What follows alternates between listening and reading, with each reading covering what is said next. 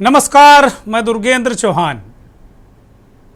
आज हम एक ऐसे विषय पर मंथन करेंगे जो सिर्फ एक मंत्री के बिगड़े बोल या कोर्ट केस की बात भर नहीं है। ये मुद्दा है देशभक्ति के सम्मान और सियासत की प्राथमिकताओं का। कहानी शुरू होती है कर्नल सोफिया कुरैशी से, भारतीय सेना की वो जाबाज अफसर जो ऑपरेशन सिंदूर की अगुवाई कर चुकी है, असम के घने जंगलों में आतंकवादियों से मोर्चा ले चुकी है, नेतृत्व कर चुकी है। एक फौजी जो सिर्फ एक बेटी नहीं, एक प्रतीक बन चुकी है भारत की उस ताकत का, उस सैन्य ताकत का जिसमें धर्म, जाति, लिंग कुछ भी आड़े नहीं आता। और बोलती है तो सिर्फ और सिर्फ वर्दी, चलता है तो सिर्फ और सिर्फ कर्तव्य। लेकिन सोचिए, उस फौजी बेटी को एक मंच पर एक राज्य के कैबिनेट मंत्री, मध्य प्रदेश वो राज्य है, खुलेआम आतंकवादी की बहन कह देता है। जी हाँ, ये बयान दिया है मध्य प्रदेश सरकार में कैबिनेट मंत्री कुंवर विजय शाह ने। उन्होंने ना सिर्फ एक बहन का अपमान किया, बल्कि उस वर्दी का भी अपमान किया जो भारत की अस्मिता है। अब बात सिर्फ बयान तक सीमित नहीं रही है, मामला सुप्रीम कोर्ट पहुंच गया है। सुप्रीम कोर्ट ने बहुत गंभीरता से लिया है, मंत्री को फटकार लगाई और साफ कहा कि गटर छाप भाषा किसी मंत्री को शोभा नहीं देती। ये अदालत की अवमानना नहीं है जो आपकी माफ़ी स्वीकार कर ली जाए। विजय शाह के वकील ने कहा कि मंत्री कोर्ट के सामने माफ़ी मांगने को तैयार हैं, सार्वजनिक माफ़ी वो मांग चुके हैं। कोर्ट ने कहा कि कोर्ट में माफ़ी क्यों मांगेंगे और कोर्ट माफ़ी क्यों लेगी, क्योंकि कोई अवमानना तो की नहीं उन्होंने तो एक ऐसा अक्षम्य अपराध किया है जिसकी माफ़ी बनती ही नहीं। यह एक आपराधिक और गंभीर मामला है। माफ़ी मांगने का ड्रामा बंद कीजिए, जांच का सामना कीजिए। कोर्ट ने एक विशेष जांच दल SIT का गठन भी कर दिया है और इसमें 3 ऐसे IPS अफसर होंगे जो दूसरे राज्य में पोस्ट होंगे, भले ही मध्य प्रदेश काडर के हों, और एक महिला भी होगी।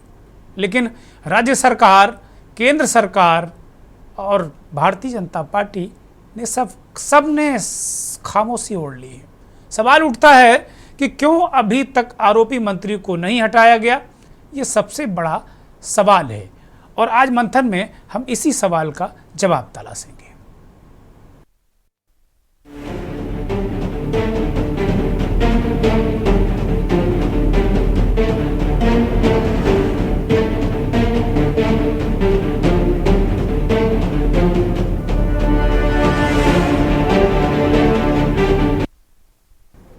हमारा यही आज सवाल है कि सुप्रीम कोर्ट ने फटकारा, बीजेपी को यह मंत्री क्यों प्यारा, शीर्ष नेतृत्व को यह मंत्री क्यों प्यारा, ऐसा क्या है इस मंत्री में, ये बड़ा सवाल है।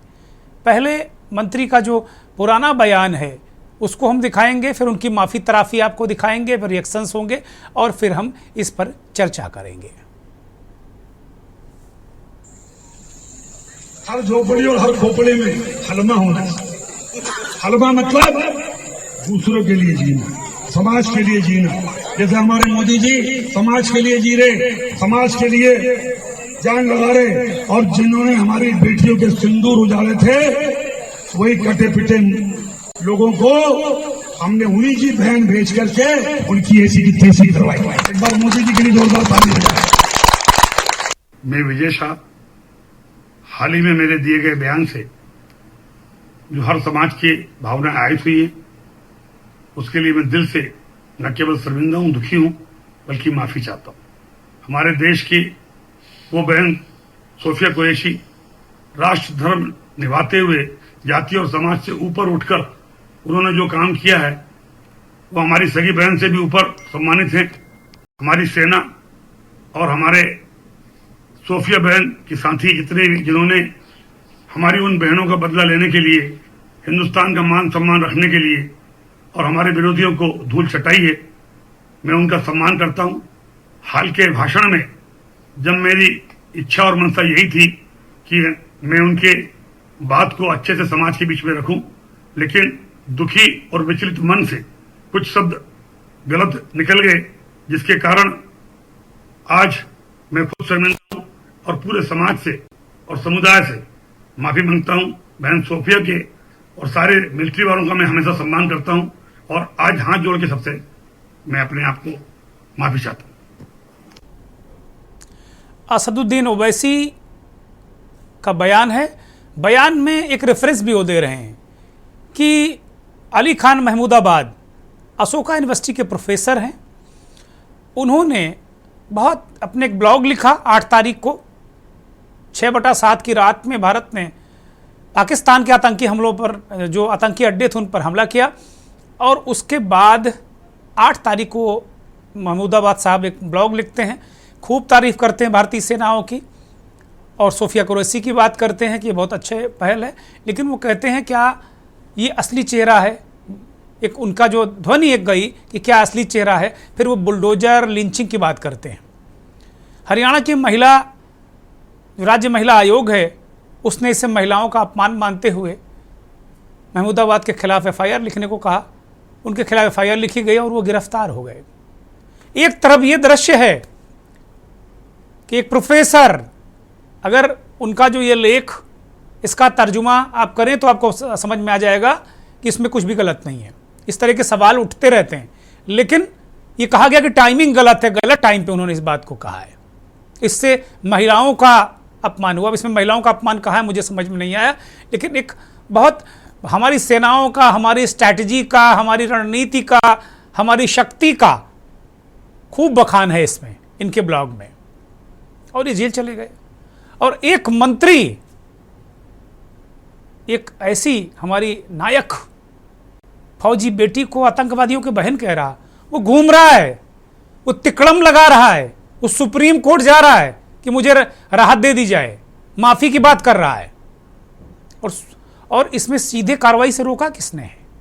सीधे सीधे जिस धारा में मुकदमा लिखा गया उसमें उनकी की गिरफ्तारी बनती है। सुप्रीम कोर्ट ने कहा SIT बना दो। बहुत सारे लोग इस बात को भी कह रहे हैं कि क्या SIT जो बन रही है, क्या इस मामले पर पानी डालने के लिए हो रही, इस मामले को ठंडे बस्ते में डालने के लिए हो रही? क्योंकि उत्तर प्रदेश और देश के तमाम राज्यों में बहुत सारी SIT बनी, उसका अंजाम क्या हुआ?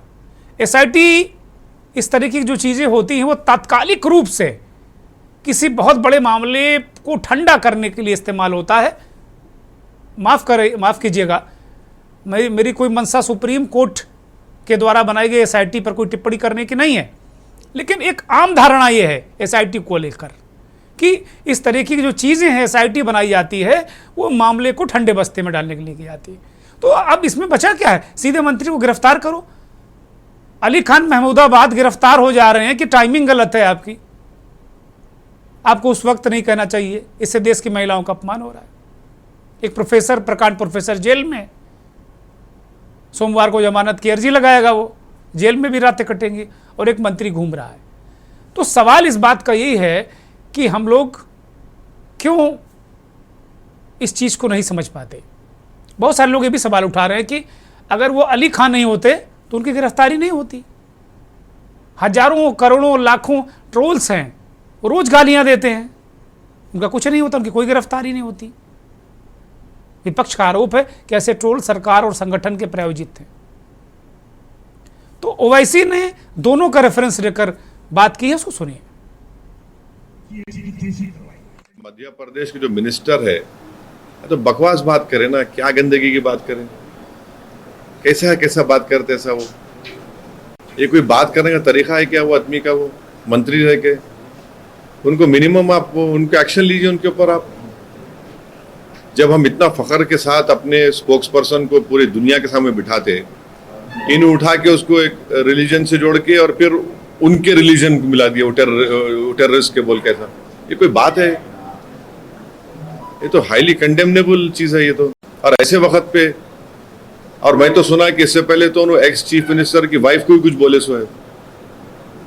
अरे बकवास करेगा क्या ये शख्स? बैठ के बोलो आप। अब भी ये कोई ये इस तरह की बात करते हैं कोई महिला के बारे में? आप इससे मालूम होता है कि उनका माइंडसेट कितना गंदा है।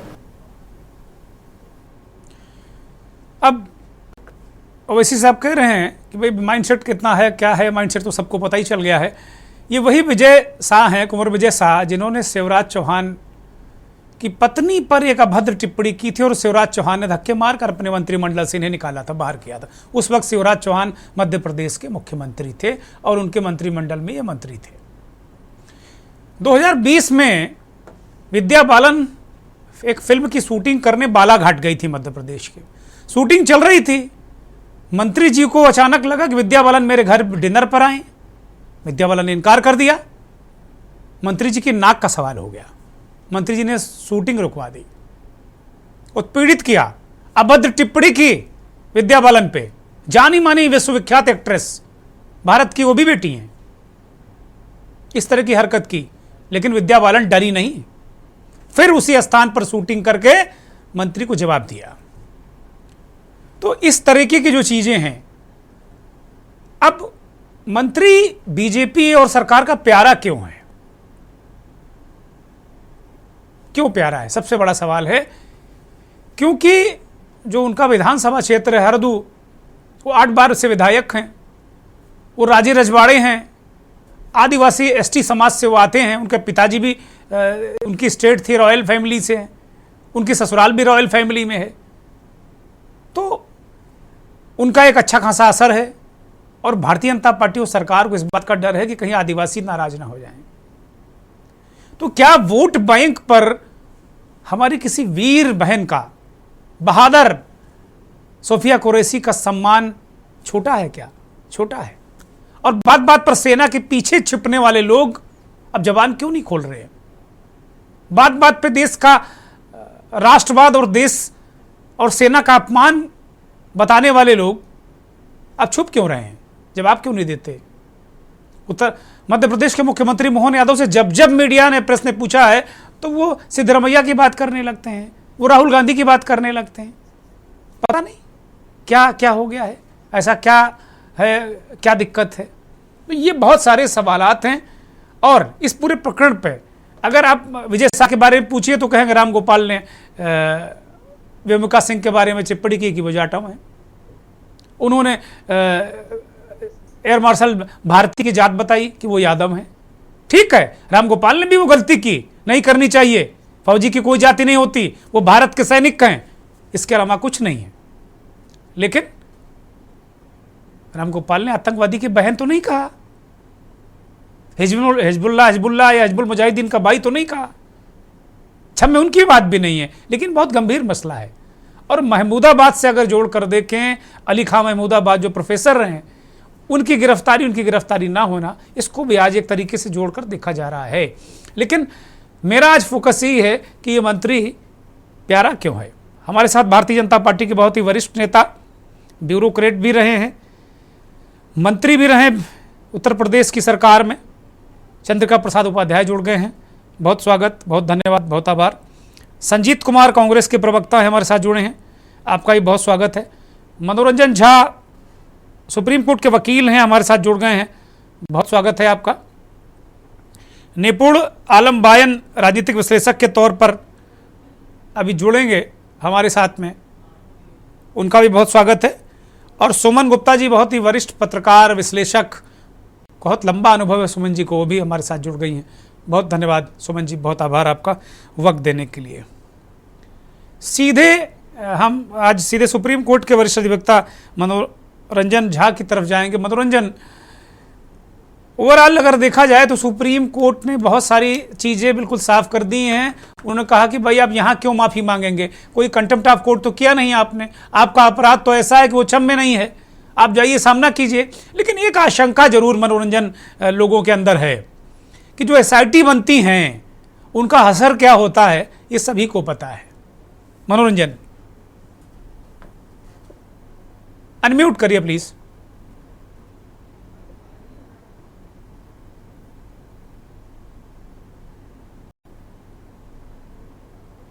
आप ऑडिबल नहीं है, प्लीज ठीक करिए।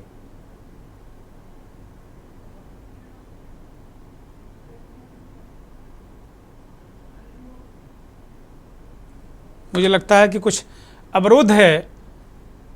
मैं सीधे चंद्रिका प्रसाद जी की तरफ जाना चाहूँगा। चंद्रिका जी, अब एक ऐसी कौन सी जिद है आपकी पार्टी की? चंद्रिका जी मैं आपकी तरफ आ रहा हूँ, चंद्रिका जी मैं आपकी तरफ आ रहा हूँ, आप मुझे अगर सुन पा रहे हो मेरे सवाल को, ये कौन सी जिद है कि आपका व्यक्ति अगर गलत करे, एक किसी महान सैनिक को, एक योद्धा को अगर वो कहे कि आतंकवादियों की बहन, तो हम क्या तुलना करेंगे? हम इसका इंतजार करेंगे कि कांग्रेस पार्टी सिद्धरमैया पे कार्रवाई करे?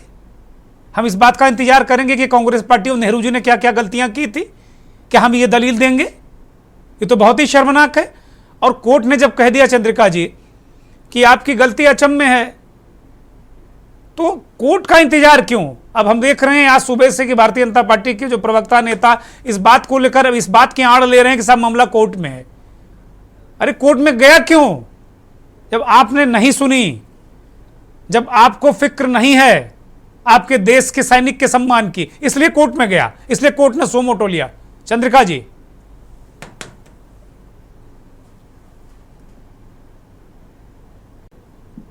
धन्यवाद भाई साहब, मैं आपकी बात को काफी कुछ तक जितना आपने बताया है मैं काफी कुछ सहमत हूं आपसे।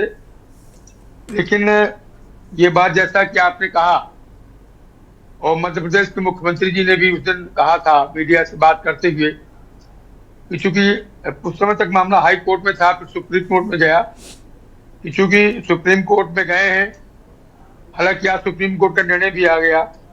उन्होंने कहा कि हम एसआईटी का गठन करते हैं और एसआईटी में अभी आपने पूरा विस्तार से बताया, तो एसआईटी निर्णय देगी। तो मुझे लगता है कि अगर एसआईटी बना दी है सुप्रीम कोर्ट ने, और एसआईटी निश्चित रूप से निर्णय जो देगी, मुझे लगता है बिल्कुल ठीक निर्णय देगी। तो कई बार अभी आपने कहा कि एसआईटी चीजों को लटकाती है, ये सदैव ऐसा नहीं होता है।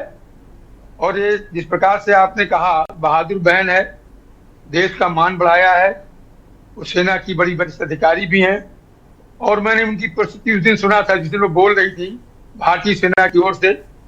निश्चित रूप से बहुत ही योग्य और बड़ी बहादुर वो अधिकारी हैं। हम सब उनका सम्मान करते हैं, पूरा देश उनका सम्मान करता है। अब जो माननीय मंत्री जी ने बोला वो बिल्कुल अनावश्यक था, उस तरह की किसी बात की कोई आवश्यकता नहीं थी। जहां तक उनके विरुद्ध कार्रवाई का प्रश्न है, वो चूंकि एक तरह से क्रिमिनल मैटर है और सुप्रीम कोर्ट ने एक एसआईटी बना ही दी है, मुझे लगता है हफ्ते 10 दिन में निर्णय आ जाएगा। तो निश्चित रूप से कार्रवाई इसी प्रकार की होगी कि सबको लगेगा कि न्याय हुआ। चंद्रिका, ये तो सीरीज है, हमको लगता है पूरे कुएं में भांग घुल गई है। केवल विजय शाह नहीं, वहां के डिप्टी सीएम देवड़ा कह रहे हैं कि पूरी सेना मोदी जी के चरणों में है, सारे अधिकारी मोदी जी के चरणों में। चाटुकारिता की पराकाष्ठा। आप लोगों ने जब राजनीति शुरू की थी तो कभी आपने नहीं कहा होगा कि पूरी सेना अटल जी के चरणों में है। ये तो चाटुकारिता की परम और पराकाष्ठा है चाटुकारिता की। ऐसे लोग कहां ले जाएंगे आप लोगों को, आपकी पार्टी को? तो बिल्कुल ठीक नहीं कहा उन्होंने।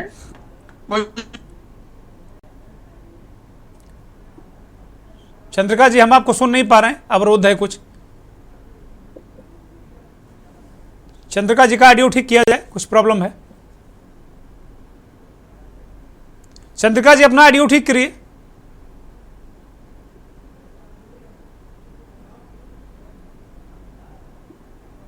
मैं लौटूंगा चंद्रिका जी आपके पास। मुझे लगता है कि मनोरंजन झा का ऑडियो ठीक हो गया होगा, मुझे उम्मीद है इस बात की। आज कुछ ज़्यादा ही दिक्कतें मुझे लगता है कहीं। सीधे मैं आ रहा हूं मनोरंजन झा आपके पास। जो मेरा सवाल था कि सुप्रीम कोर्ट ने कहा है, बहुत सारी बातें कही हैं, इसके निहितार्थ जरा दर्शकों को समझाइए, सूक्ष्म में और संक्षिप्त में भी। जी माननीय सुप्रीम कोर्ट, जी माननीय सुप्रीम कोर्ट की बात हाँ नहीं, माननीय सुप्रीम कोर्ट ने तो आपने जैसा खुद ही बताया है, उन्होंने कहा कि कोई आपने अदालत की अवमानना नहीं की कि आप माफी मांगेंगे। हालांकि माफी जो उन्होंने मांगी बड़ी कैटेगोरिकल है।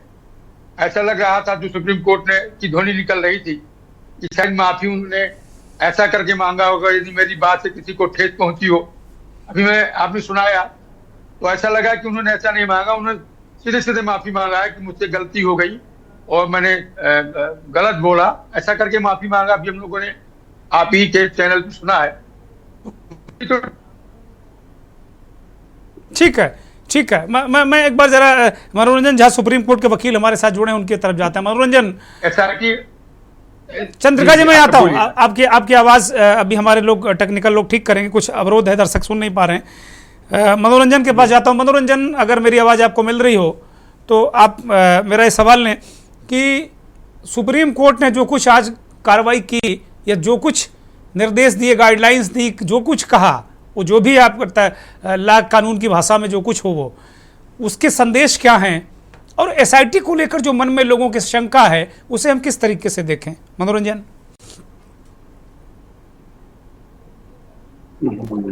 अनम्यूट करिए, मुझे लग रहा कि फिर आपको हम सुन नहीं पा रहे हैं,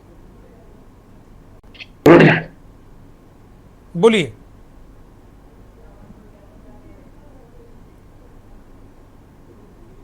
मुझे लगता है कुछ अवरोध है और एक ब्रेक पर चले जाते हैं, लेकिन सवाल ये है कि मेहरबानी क्यों है इस मंत्री पर? क्या मेहरबानी है? कोई राजनीतिक मजबूरी है? वोट बैंक है? और क्या कोई वोट बैंक किसी सैनिक बिटिया, हमारी बहन कर्नल सोफिया कुरैशी के सम्मान से बड़ा है क्या वोट बैंक?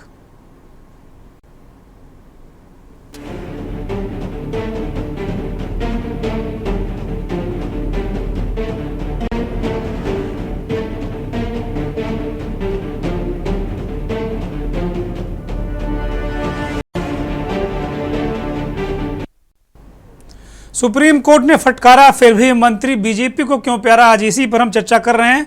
और क्या वोट बैंक एक सैनिक, एक महान सेनानायक कर्नल सोफिया कुरैशी के सम्मान से बड़ा है?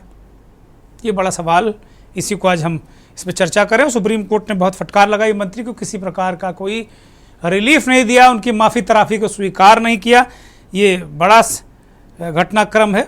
सुप्रीम कोर्ट के वकील मनोरंजन झा लगातार जुड़े हुए हैं। मनोरंजन, अगर इस पूरे सुप्रीम कोर्ट के आज डायरेक्शंस को देखा जाए तो हम किस तरीके से एक संदेश देते नजर आएंगे इस देश को और इस तरीके के लोगों को, बददिमाग लोगों को बल्कि मैं कहूँगा? है कि सुप्रीम कोर्ट का कोई भी आदेश एसआईटी दिया गया कि जांच के बिना कोर्ट अपना कोई फैसला देने में सक्षम नहीं है। इसलिए कोई ना कोई एसआईटी गठन करे या कोई भी इंडिपेंडेंट एजेंसी कोई गठन करे, ये जरूरी है। लेकिन सवाल है ये बड़ बोलापन का, तो मैं इस बिंदु पर भी कहूँगा कि ये देश के सुरक्षा को लेकर, देश के नागरिक को लेकर और जहाँ तक महिला सशक्तिकरण को लेकर है तो ये माफी योग्य नहीं है। ये पब्लिक रिपोर्ट, लेकिन कोर्ट का जो रिपोर्ट होगा वो बिना एसआईटी जांच या कोई भी जांच एजेंसी का रिपोर्ट के बिना न्यायालय अपना निर्णय देने के लिए भी बंधे होते हैं। इसलिए सुप्रीम मनोरंजन, क्या कुछ न्यायालय ने यह भी कहा है कि एक इतने समय में जांच करके हमें रिपोर्ट दीजिए? कोई टाइम बाउंडिंग की है क्या? फिर हो गया वो लॉ पॉइंट वाली बात कि उनको जांच करने का एक क्षेत्राधिकार सीमित होता है कि वो अपना जांच कब तक सबमिट करेंगे। इस कारण से अभी जो बात हो रही थी तो उनमें कहा गया कि ये जांच पेंडिंग रह जाएगी। ये जांच सुप्रीम कोर्ट के आदेश हैं, इसलिए जांच पेंडिंग नहीं रहेगी, जांच विद इन टाइम होगा।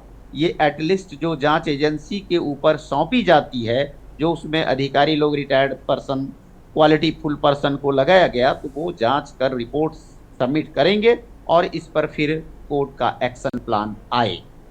ठीक बात ये है। जनता और पॉलिटिकल छोड़ दें, न्यायालय का मुद्दा आता है तो न्यायालय बिना आपके कोई भी जांच एजेंसी का रिपोर्ट के बिना अपना निर्णय देने में कोर्ट के भी क्षेत्र बंधे होते हैं, उनके भी लाइन लेंथ बंधे होते हैं।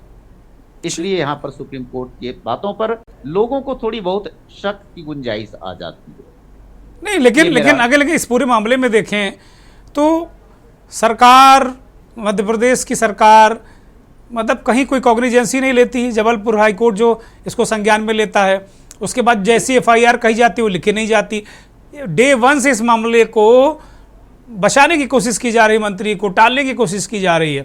उसके बाद अब ये मामला उलझता गया, सीधे कार्रवाई, जब सीधे अपराध उसमें दिख रहा है सीधे सीधे अपराध दिख रहा है कि इस आदमी ने किया, वीडियो है, उसके बाद भी ये मामला कोर्ट कचहरी में उलझ कर रह गया। संजीत कुमार, मैं आपके पास आ रहा हूं, कांग्रेस के नेता है संजीत कुमार।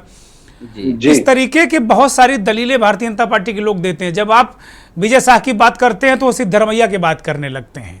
ये कौन सी पॉलिटिक्स है भाई? देखिए, सबसे पहली चीज, सभी साथियों को नमस्कार। आज जो वर्तमान परिस्थिति हुई है दुर्गेंद्र जी, मैं धन्यवाद देना चाहता हूं जबलपुर बेंच, मध्य प्रदेश की जबलपुर बेंच के उन 2 जजेस का जिन्होंने कॉग्निजेंस, सेल्फ कॉग्निजेंस लिया है इस चीज का।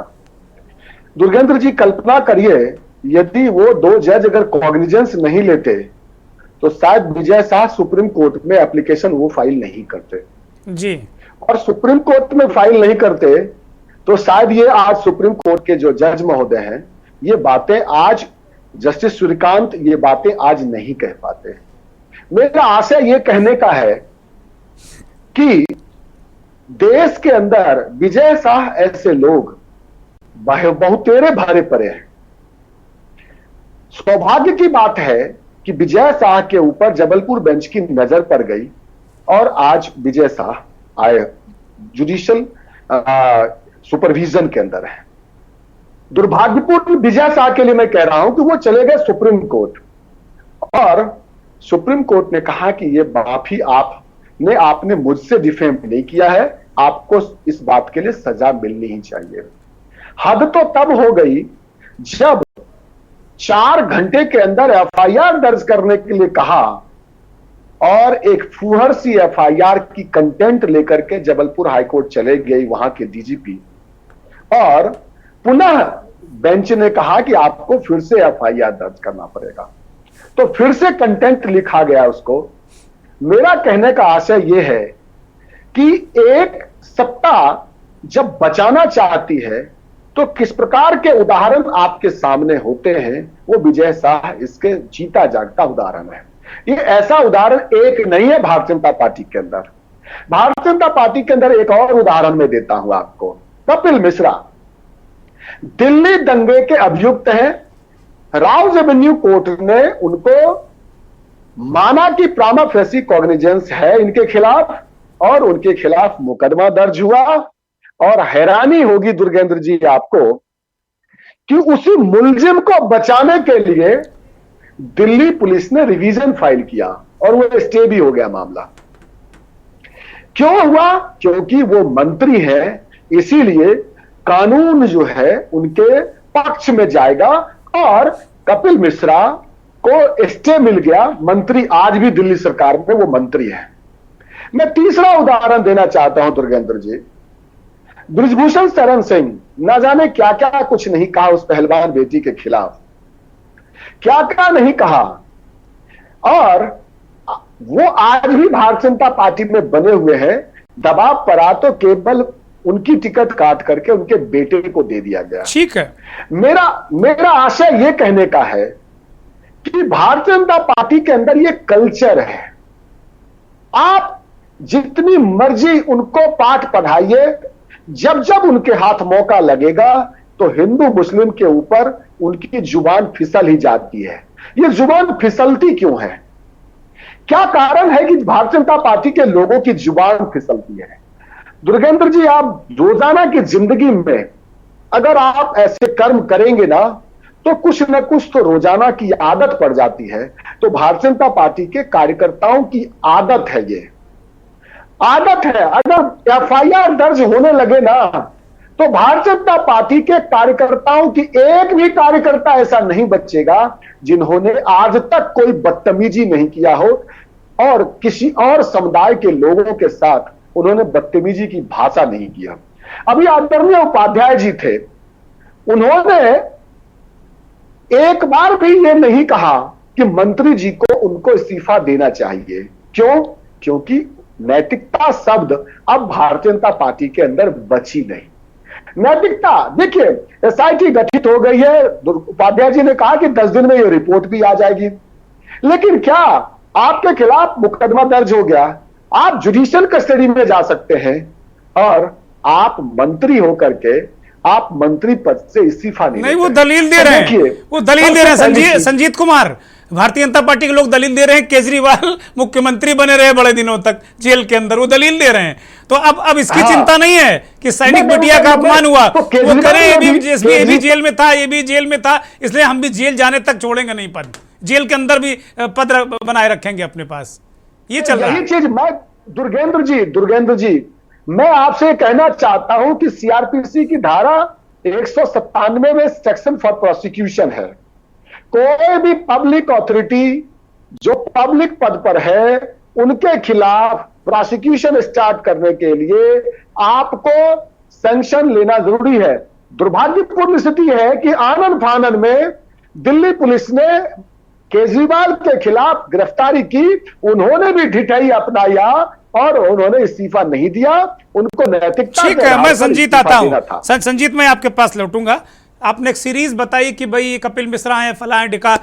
अभी एक और प्रकरण आगरा का आया है कि वहां तिरंगा यात्रा के दौरान उसमें पाकिस्तान जिंदाबाद के नारे लग गए। अब वो तो मामला खुल गया कि लगाने वाले वास्तव में कार्यकर्ता ही थे, नहीं वरना तो बवाली हो जाता उसमें।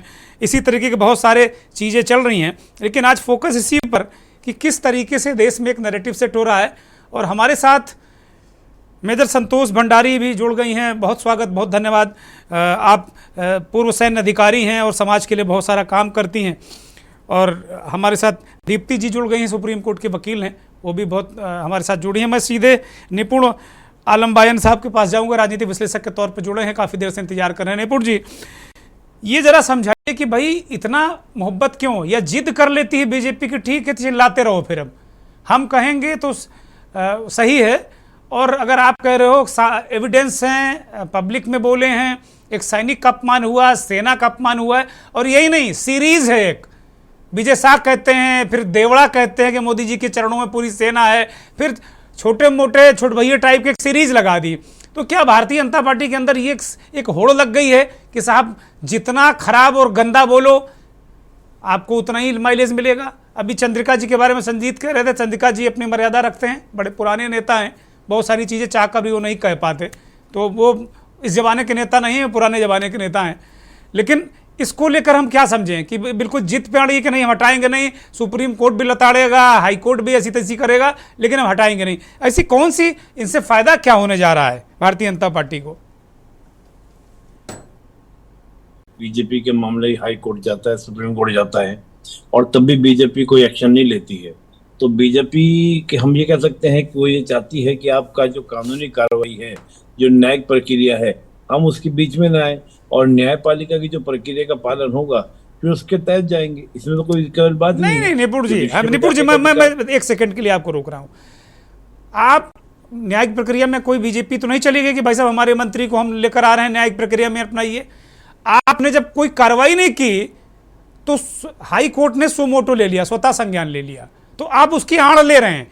हाई कोर्ट या सुप्रीम कोर्ट ये नहीं कहा कि इनको बर्खास्त मत करो, इनको मंत्रिमंडल से मत हटाओ, इनको पार्टी से मत हटाओ, ये नहीं कहा है। आप कंटिन्यू करिए। हाँ, मैं ये कह रहा हूँ ना कि स्वतः संज्ञान लिया, और स्वतः संज्ञान लेके कोर्ट ने बात को उठाया है, तो अब तो किसी तरह की कोई बात ही नहीं। न्यायिक प्रक्रिया जो भी डिसीजन देगी उसको मानेगी बीजेपी। मुझे ऐसा लगता है बीजेपी उसको स्वीकार करेगी, उसको अस्वीकार नहीं करेगी। अब जो प्रश्न मूलतः ये है कि जो राजनीति में जिस प्रकार का चीजें गिर रही है, जो स्तरहीनता है, यानी कि नैतिकता का जो पतन है, कि हम कुछ भी बोलें और वोट बैंक को प्रभावित करने का प्रयास करें। प्रश्न वहां बीजेपी ने कार्रवाई नहीं की, ऐसे तो बहुत सारे नेता कांग्रेस के हैं, सपा के हैं, बसपा के हैं। एक फेडरिस्ट आपको देखने को मिल जाएगी कि किसी पार्टी में कोई बचा नहीं है। आप किसी पार्टी में नहीं कह सकते वहां पर इस प्रकार की चीजें नहीं है। लेकिन बात है कि अगर न्यायपालिका हस्तक्षेप करती है, और पहले तो बात विजय शाह जी के ऊपर जो पनिशमेंट होगा, जो उस पर कार्रवाई होगी, और आगे के लिए क्या डायरेक्शन निकल कर आती है कि सार्वजनिक जीवन के अंदर किसी भी नेता को किसी तरह का जो बयान देना है, वो बयान देते हुए बड़ी संजीदगी से सोचते हुए, समझते हुए बयान देना चाहिए, बात बोलनी चाहिए। अब मैं एक बात और भी देखता हूँ, देखिए विधायिका के मेंबर हैं, कार्यपालिका के मेंबर, जिस प्रकार की हम लोग बात करें कि आपने कहा कि उन्होंने कहा मोदी जी के पैरों में गिर गई है सेना, इस तरह की बातें नतमस्तक है, उस तरह की जो बयान है, जब मंत्री लेवल की बातें की जाती हैं तो विधायिका और कार्यपालिका का प्रश्न यहाँ पे क्रिएट हो जाता है। तो मैं ये कह रहा हूँ कि यहाँ पर केवल बीजेपी का प्रश्न नहीं है, ये बीजेपी का प्रश्न नहीं बल्कि विधायिका का प्रश्न है, कार्यपालिका का प्रश्न है कि न्यायपालिका उसके लिए क्या गाइडलाइन तय करती है। आज तक तो सो मोटो नहीं हुआ, बहुत सारे बयान थे। तो जब कि मैं कहूँगा देर आए या दुरुस्त आए, बात एक ही है, लेकिन जुडिशरी इस मामले को उठाया है। मुझे उम्मीद है कि भविष्य में इस प्रकार के किसी भी एक्शन पर, किसी भी बात को बोलते हुए 10 बार आदमी सोचेगा, 10 बार नेता सोचेंगे। निश्चित रूप से सेना का अपमान करना किसी भी मंत्री, किसी भी नेता, उनके हद में नहीं होना चाहिए, उनके हक में नहीं होना चाहिए। सेना सबके लिए क्या है, सब मान्य है।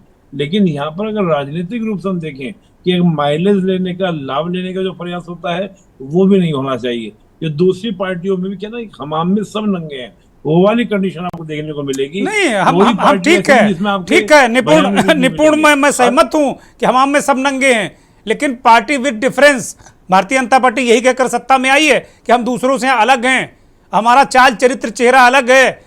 चंद्रिका जी बैठे हुए हैं, इनको पता है कि 80 के दशक की, 90 दशक की भाजपा कैसी थी, चाल चरित्र चेहरे पर फोकस था। आज एक विजय शाह कहता है, उसके बाद फिर दूसरा डिप्टी सीएम भी कहता है कि साहब पूरी सेना मोदी जी के चरणों में। क्या मजाक बना के रखा है। मैं सीधे संतोष भंडारी की तरफ रुख करूंगा। मेजर संतोष भंडारी, आप लास्ट डिबेट में भी जो पिछली चर्चा हमने इस संदर्भ में की थी, उस पर भी आप लगातार हमारे साथ में थी।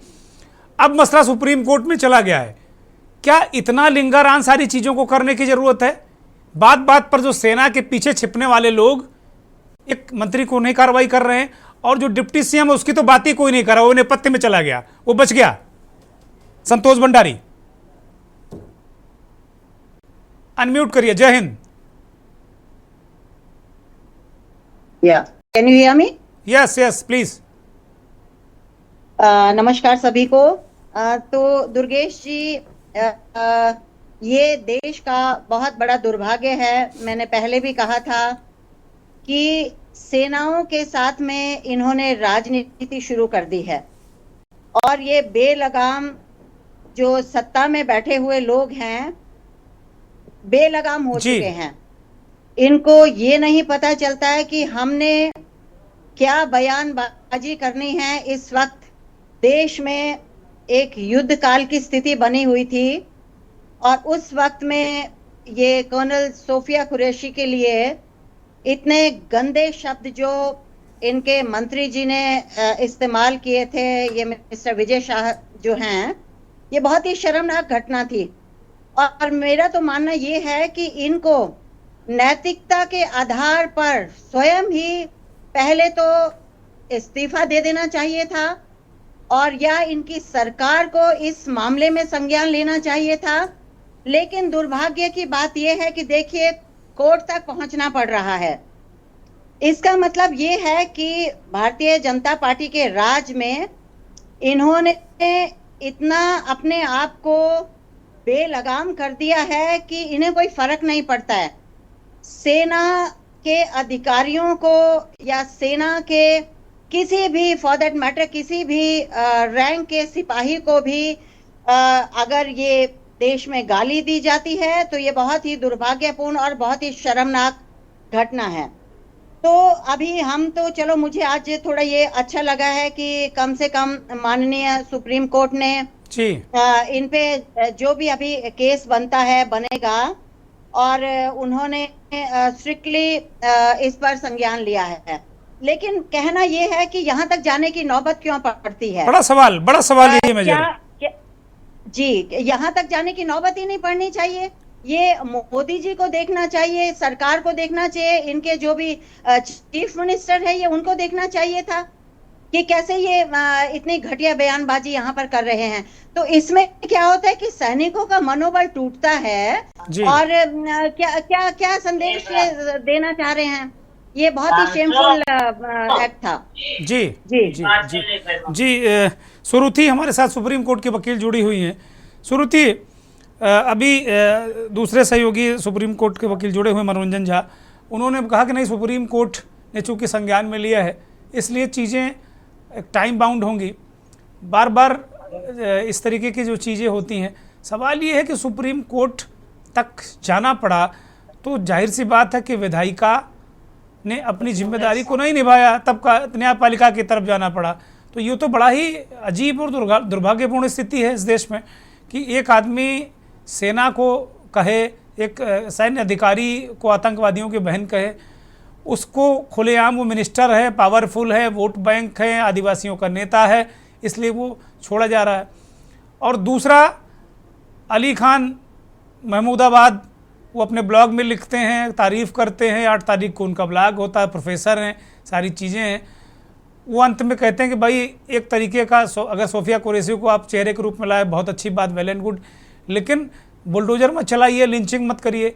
तो कहा जाता है कि आपने महिलाओं का अपमान किया, और हरियाणा के जो राज्य महिला आयोग है वो संज्ञान में लेकर कार्रवाई कर देती है, वो गिरफ्तार हो जाते हैं।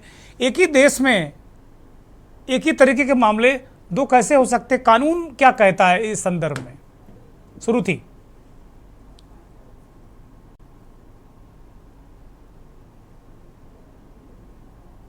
जी। पहले तो आप सभी को मेरा नमस्कार सर। देखिए सर, मैं पहले ऑपरेशन सिंदूर की बात करूंगी कि जो ये ऑपरेशन सिंदूर है, इसका असली मुद्दा ये था इसकी जो हमारी देश की बहन बेटियां हैं, उनके सिंदूर उजाड़े गए। उनके सिंदूर की रक्षा के लिए हमारी आर्म फोर्सेस ने एक ऑपरेशन किया जिसका नाम ऑपरेशन सिंदूर रखा गया है, ताकि उनकी रिस्पेक्ट बनी रहे। उसी के अगेंस्ट में जो है ये ऑपरेशन हुआ। अब सबसे बड़ी बात आती है कि एक ऑपरेशन जो कि वुमेन की ग्लोरी को प्रोटेक्ट करने के लिए किया गया, वहीं पे हमारे देश के नेता हमारी ही देश की एक औरत की इज्जत को तरोतार कर रहे हैं, ये कह के कि वो एक टेररिस्ट की बहन है। So this is very unfortunate, और ये नहीं होना चाहिए, बिकॉज हमारी जो आर्म फोर्सेस है वो कभी भी रिलीजन को सपोर्ट नहीं करती है, वो सिर्फ अपने नेशन को सर्व करती है। और जब आप अपने नेशन को सर्व करते हो तो आपके लिए कास्ट, रिलीजन कुछ भी मायने नहीं रखता है। जी। और ये जो एमपी सर ने विजय शाह जी ने कहा, ये बहुत ही दुर्भाग्यपूर्ण है और उनके ये शब्द बहुत ही गलत हैं एक औरत के प्रति। अब चाहे वो किसी भी रिलीजन से बिलोंग करती हो, इट डजंट मैटर। अब बात आती है कि जब एमपी हाईकोर्ट ने सुओ मोटो केस लिया, उसके बावजूद इस केस में ये रिहा हो गए, सुप्रीम कोर्ट में आना पड़ा। तो अब सुप्रीम कोर्ट ने जब संज्ञान लिया है इस केस का, तो जाहिर सी बात है, और आज का हम सबको पता है कि सुप्रीम कोर्ट ने एसआईटी का गठन किया ताकि इसकी अच्छे ढंग से जांच की जा सके कि इसके पीछे जो ये शब्दावली जो विजय शाह जी ने यूज की कि ये कितनी गलत है। और यहाँ तक कि सुप्रीम कोर्ट ने ये भी बोला कि आपकी जो माफीनामा है वो आप कहीं तक भी ये नहीं दिखाई देता कि आप सच में अपने आप को महसूस करते हैं कि आपने कुछ गलत शब्द यूज किए किसी औरत के प्रति, और वो भी खासकर ऐसी जो कि हमारे आर्म फोर्सेस को रिप्रेजेंट कर रही है, उसका चेहरा है। तो अगर आज आप एक लर्नेड आप इस तरह के शब्द यूज कर सकते हैं, तो किसी आम औरत के अगेंस्ट किसी भी तरह के शब्द यूज किए जा सकते हैं, और जो कि आप सेफ्टी, सिक्योरिटी और उनकी रिस्पेक्ट को हार्म कर। जी जी जी, बहुत बहुत महत्वपूर्ण बातें रखी संजीत जी सर। हाँ, संजीत कांग्रेस के नेता है। संजीत कुमार, ऐसा कारण दिखता है भारतीय जनता पार्टी को आपकी नज़र में विपक्ष के नेता के रूप में कि वो इनको लगातार कमी होना, तो ये दिक्कत आएगी और आगे भी आपको होगा। ठीक है, ये सौभाग्य से संजोगवश जबलपुर हाईकोर्ट ने कॉग्निजेंस लिया, लेकिन अगर आप देखेंगे ना तो आरएसएस की पौधशाला में इसी चीजों को सिखाया जाता है। विश्व हिंदू परिषद, बजरंग दल, तमाम ऐसे ऑर्गेनाइजेशन हैं जो सिर्फ और सिर्फ गाली गलौज की भाषा ही सिखाती है। आरएसएस की शाखा में प्रथमतः झूठ बोलना सिखाया जाता है। क्या झूठ बोलना सिखाया जाता है स्वयंसेवक को? वो बताया जाता है कि स्वयंसेवक का राजनीति से कोई लेना देना नहीं है, लेकिन सच्चाई है कि राजनीति के अलावा स्वयंसेवक कुछ करते नहीं है। तो सबसे पहली चीज, जब भारतीय जनता पार्टी के टॉप टू बॉटम, मैं कह रहा हूं टॉप टू बॉटम, आदरणीय प्रधानमंत्री जी की भाषा का अगर आप स्क्रूटनी करेंगे तो ना जाने कई बार वो जेल जाने की स्थिति में होंगे। उत्तर प्रदेश के मुख्यमंत्री की भाषा का अगर आप स्क्रूटनी करेंगे तो ना जाने कितनी बार वो जेल जाने की स्थिति में होंगे। मेरा ये कहना है कि भारतीय जनता पार्टी के अंदर ये कल्चर है, जो जितना बड़ा गालीबाज वो उतना बड़ा नेता। तो सबसे पहली चीज, हमें इस देश के अंदर, इस देश की फैब्रिक्स को, कॉन्स्टिट्यूशंस का जो कंसेंट है, उस कंसेंट को हमें समझना पड़ेगा। कंसेंट ये है कि इस देश के अंदर तमाम धर्म विचारधारा के लोगों की जगह है। और मैं धन्यवाद देना चाहता हूं जबलपुर हाईकोर्ट के उन जजेस साहब का जिन्होंने सेल्फ कॉग्निजेंस लिया। देखिए, ये देश बहुत ही विविधता भरा देश है, और इस देश के अंदर जो लोग ये कहते हैं कि मैं भारत के संविधान को खत्म कर दूंगा, भारत की जो एकता और अखंडता की फैब्रिक्स को खत्म कर दूंगा, वो लोग गलतफहमी के शिकार हैं। और हमें जबलपुर हाईकोर्ट के उस जजेस साहिबान को मैं नमन करता हूं कि उन्होंने ये दिखाया कि हाँ, इस देश के अंदर जुडिशरी एक ऐसी शक्ति है, इस देश के अंदर वो ताकत है कि हम मंत्री ऐसे, ठीक है उन्होंने इस्तीफा नहीं दिया, क्या मतलब, इस्तीफा तो बहुत सारे लोगों ने नहीं दिया। पहलगाम की घटना हुई, कुछ लोगों ने, दुर्गेंद्र जी आपके साथ भी मैं एक डिबेट में था, नैतिक जिम्मेदारी किसने लिया?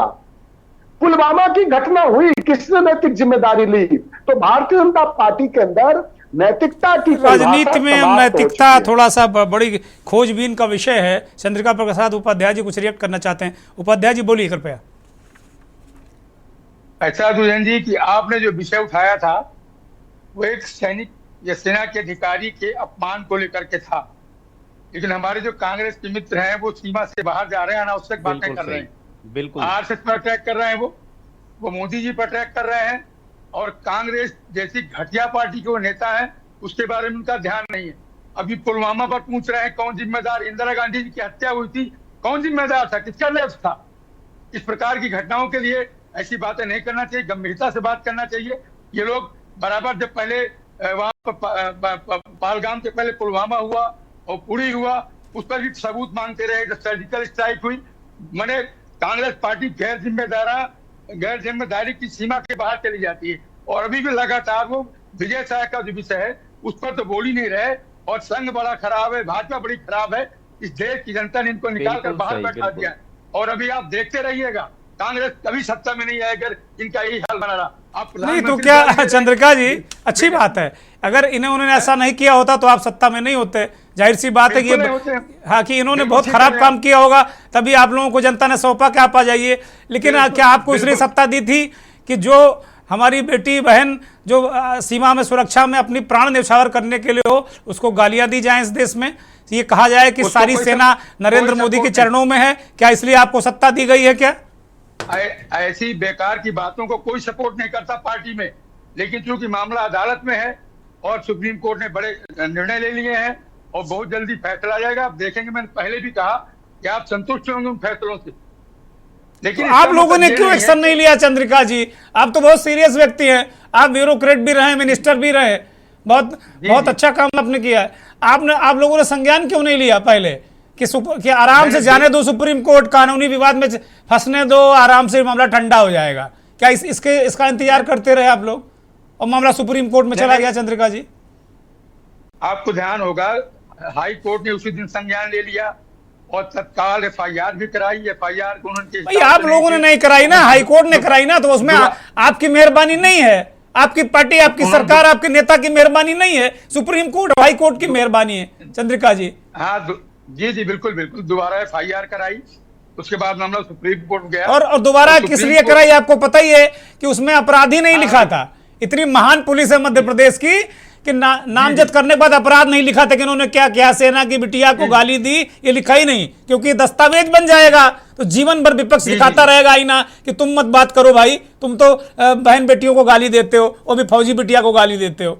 ये सबूत बन जाएगा, इसलिए नहीं लिखा गया था। बाद में अगर हाई कोर्ट नहीं दौड़ाता तो एफआईआर नहीं होती, संशोधित नहीं होता कंटेंट उसका।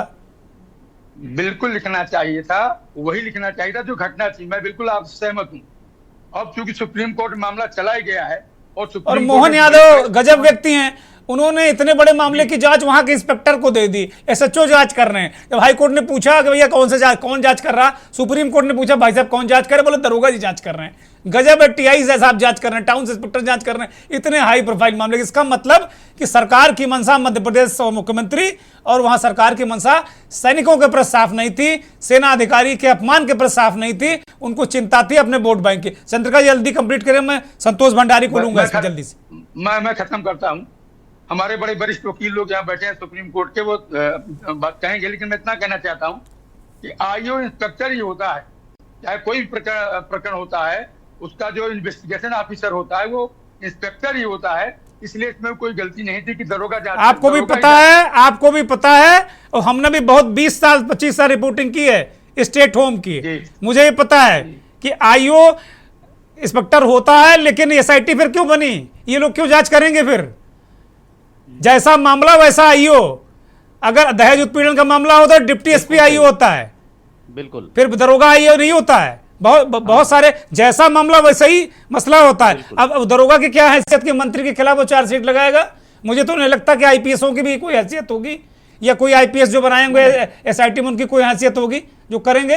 संतोष भंडारी रिएक्ट कीजिए। संतोष भंडारी, ये टाल मटोल कर रहे हैं लोग। जी जी, तो मेरा कहना यही है कि कोई भी राजनीतिक पार्टी हो, कृपया पहली बात तो सैनिकों को इस राजनीति से बिल्कुल बाहर रखिए। मैं हर बार आप लोगों को यही रिक्वेस्ट करती हूँ, और आप लोगों को सेना को ग्लोरीफाई करना चाहिए था। अभी मैं देखती हूँ कि पूरे देश में झंडे यात्रा निकल रही हैं, और झंडा यात्रा निकल रही है इनके अपने पोस्टर्स के साथ में, इनके मंत्रियों की और प्रधानमंत्री जी की, बजाय कि सेना को ग्लोरीफाई करें। इतनी बड़ी गलती कर दी है, उसकी क्षमा याचना मांगने के लिए ही सही, झूठ मूठ के लिए भी इन्होंने किसी ना तो हमारे चीफ्स की कोई फोटो लगाई है, ना तीनों सेनाओं के अध्यक्षों की फोटो लगाई है, और ना ये जो 2 लेडी ऑफिसर्स वीरांगनाएं मैं कहूंगी इनको, इनकी किसी की तस्वीर नहीं है। ये ग्लोरीफाई कर रहे हैं झंडा यात्रा से खाली अपने ये भारतीय जनता पार्टी रेलवे के टिकट में भी छप गया। रेलवे का टिकट देखिए, खराब लग रहा है। संतोष भंडारी, रेलवे के टिकट में भी छपी प्रधानमंत्री जी की फोटो, उसमें भी सैनिक नहीं है। और दूसरा आप देखिए, नाक साफ कर रहे हैं झंडे से। क्या कितनी शर्मनाक बात है। कितनी वीडियोस आप देखिए पिछले 1 हफ्ते में निकल चुकी हैं कि झंडा यात्रा में वो झंडे को क्या इज्जत दे रहे हैं। ना ये झंडे को इज्जत दे रहे हैं, ना ये सैनिकों को इज्जत दे रहे हैं। इससे ज्यादा शर्म की और क्या बात है इनके राज में। मैं बहुत अपसेट हूँ इनके ये सब कार्यवाही से। एक अंतिम टिप्पणी निपुण, एक अंतिम टिप्पणी बहुत संक्षिप्त में निपुण।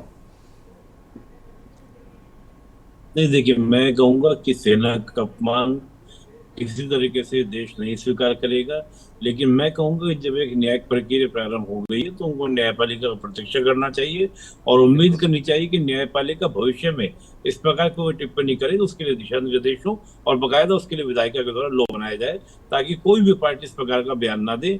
और सेना का सम्मान, चाहे पीएम मोदी हो, बीजेपी हो, आरएसएस हो या भारत का कोई भी नागरिक हो, हर कोई सेना का सम्मान करता है, सर आंखों में रखता है। और तिरंगा यात्रा उन्हीं के सम्मान में थी। ये तो समर्थक होते हैं, सब होते हैं, हम झंडा किसी को ले लेते हैं, पिक्चर ले लेते हैं। रेलवे ने क्यों छाप दी अकेले प्रधानमंत्री की फोटो?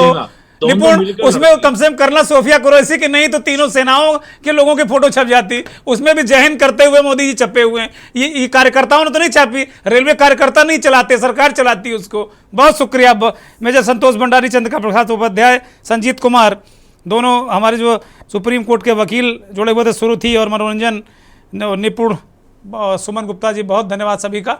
लेकिन कुल मिलाकर अगर देखा जाए तो सेना, जैसा संतोष भंडारी ने कहा कि सेना के साथ कोई पॉलिटिक्स नहीं करनी चाहिए, और करते भी नहीं लोग।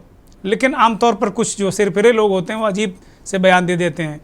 तो ऐसे लोगों को एक सख्त संदेश जाना चाहिए, और मुझे लगता है कि सुप्रीम कोर्ट ने जो एसआईटी गठित की है वो एक सख्त संदेश सुप्रीम कोर्ट देगा, ताकि कोई विजय शाह दोबारा किसी सैनिक, किसी सेनाधिकारी या सेना पर कोई टिप्पणी ना करे। नमस्कार।